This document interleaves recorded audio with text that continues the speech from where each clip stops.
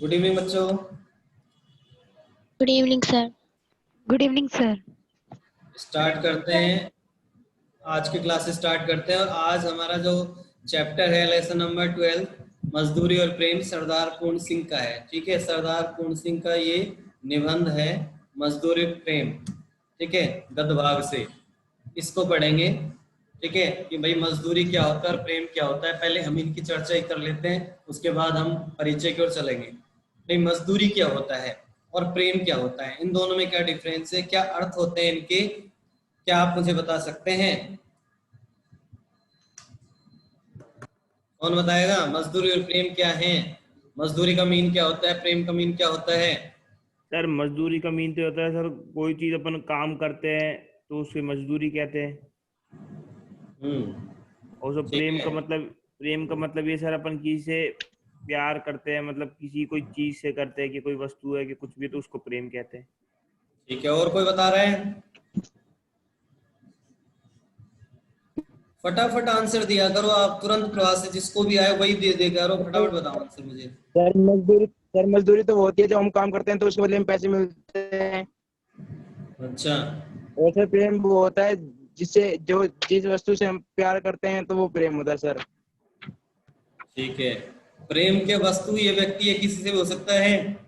Yes sir. जैसा sir, अगर sir हम मजदूरी करें तो उससे भी हमको प्रेम हो सकता है सर। बिल्कुल राइट, यही सुनना चाहता था मैं। ठीक है, सही आंसर बिल्कुल। देखो यहाँ पर जो सरदार पूर्ण सिंह जी हैं, इन्होंने मजदूर प्रेम को एक साथ क्यों जोड़ा है? ये इसीलिए जोड़ा है कि भाई हमें तो मजदूरी से भी प्रेम करना चाहिए। यदि हम मजदूर हैं तो भी हमें अपने कार्य से, ठीक है, उससे प्रेम होना चाहिए हमें। यानी जितना हम अपने कार्य के प्रति संलग्न रहेंगे, कार्य के प्रति दृढ़ता दिखाएंगे, जितनी तल्लीनता से उसको करेंगे, जितना अच्छे से उसको करेंगे ना, उतना ही हमारा प्रेम उसके प्रति ज्यादा होता है। और तभी हमारा वो कार्य अच्छा होता है, सार्थक होता है। उस चीज को यहाँ पर बताया गया है।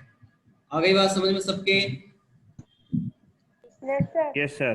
मजदूरी का मतलब आप सबको पता चल गया, प्रेम का मतलब चल गया, और इन दोनों का आपसी संबंध आपको तक पता चल गया है। ठीक है, मजदूरी होता है परिश्रम करना किसी भी व्यक्ति के द्वारा। ठीक है, और प्रेम होता है किसी के प्रति अच्छे भाव रखना, चाहे वो वस्तु हो चाहे व्यक्ति हो। ठीक है, चाहे हमारा कार्य हो। और यहाँ पर कार्य से संबंधित है मजदूरी से उसका। ठीक है, तो देखो अब स्टार्ट करते हैं हम इसका। सबसे पहले इसका जन्म हो गया था 1881 में सरदार पूर्ण सिंह जी का, और इनकी मृत्यु हो गई थी 1931 के अंदर। जन्म 1881 और मृत्यु 1931। सरदार पूर्ण सिंह हिंदी के मूर्धन्य निबंधकार थे। किस टाइप के निबंधकार थे भाई? मूर्धन्य निबंधकार थे ये। ठीक है, हिंदी अंग्रेजी और उर्दू के मर्मज्ञ विद्वान थे। मर्मज्ञ का मतलब क्या होता है? मर्मज्ञ का मतलब होता है रहस्य को जानने वाला, रहस्य। ठीक है, और पूर्ण सिंह जी के निबंधों में हृदय के सच्चे उद्गार, आध्यात्मिकता व चमत्कारिकता की भरमार मिलती है। इनके निबंधों में हृदय के सच्चे उद्गार हमें देखने को मिलते हैं। इनके निबंधों में हमें हृदय के सच्चे उद्गारों को देखने को मिलता है, साथ ही साथ हमें आध्यात्मिकता भी देखने को मिलती है। आध्यात्मिकता क्या होती है? कौन बताएगा? फटाफट बताओ, आध्यात्मिकता क्या होती है? हाँ भाई, आध्यात्मिकता किसे कहते हैं? सर जो आत्मा पे निर्भर होता है। नहीं, बताओ।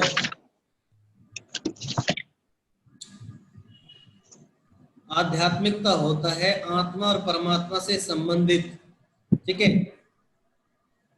लोक से परे अलौकिकता आध्यात्मिकता होती है।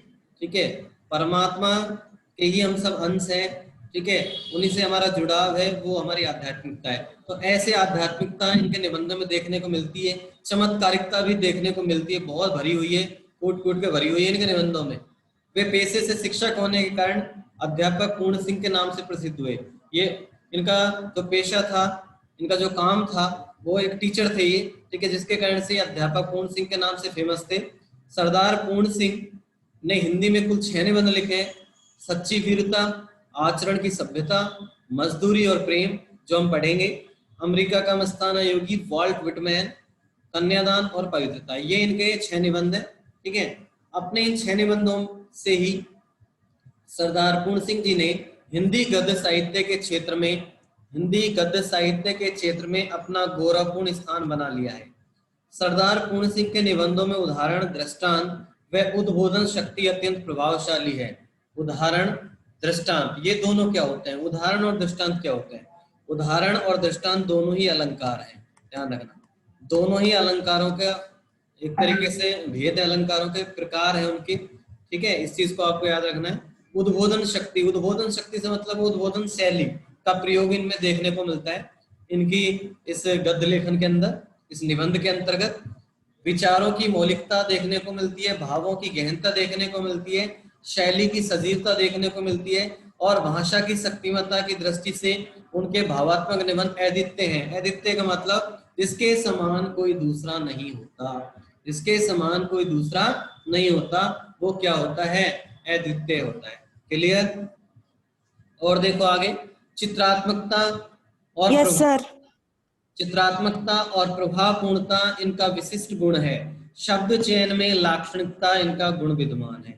तो ये इनका जीवन परिचय, इनका साहित्यिक परिचय था, किनका था? अध्यापक सरदार पूर्ण सिंह जी का। ठीक है, यहाँ तक सभी को क्लियर है? तो हम आगे चलें। Yes sir. Yes sir. Yes sir. चलते हैं आगे। अब देखो आगे हम पाठ परिचय की बात करना, बताइए। ठीक है, पाठ परिचय की बात करने वाले हैं। पाठ परिचय में है प्रस्तुत निबंध। प्रस्तुत निबंध मजदूरी और प्रेम। प्रस्तुत निबंध मजदूरी और प्रेम, ये आपको पता है ना कितना इंपॉर्टेंट है पाठ परिचय? सबको पता है ना भाई? Yes sir. पाठ परिचय आपको बहुत अच्छे से करना है सर। ठीक है, सुनो। प्रस्तुत निबंध मजदूरी और प्रेम में मेहनत कश लोगों के श्रम और उसके सच्चे मूल्य की विवेचना की गई है। मेहनत कश लोगों के श्रम और उसके सच्चे मूल्य की विवेचना की गई। किसके अंदर की गई है? वो मजदूरी और प्रेम निबंध के अंतर्गत की गई है। मेहनत कश लोग कौन होते हैं? जो मेहनती होते हैं, जो मेहनत करते हैं, ठीक है, जो श्रम को ही अपना जीवन मानते हैं, ठीक है, और उसके सच्चे मूल्य की विवेचना। और उनका जो जीवन का सच्चा मूल्य होता है वो श्रम पर ही डिपेंड करता है। उनकी यहाँ पर विवेचना की गई है, विस्तार से बताया गया उनके बारे में इस निबंध के अंतर्गत हमारे लेखक सरदार पूर्ण सिंह जी ने। पहली लाइन क्लियर सबको? Yes sir. चलें आगे सर। Yes sir. अब सुनो आगे। आगे यहाँ पर बताया गया है किसान का खेती करना। सर स्क्रीन पे ब्लैक ब्लैक आ रहा है। Yes sir, screen black black आ रहा है।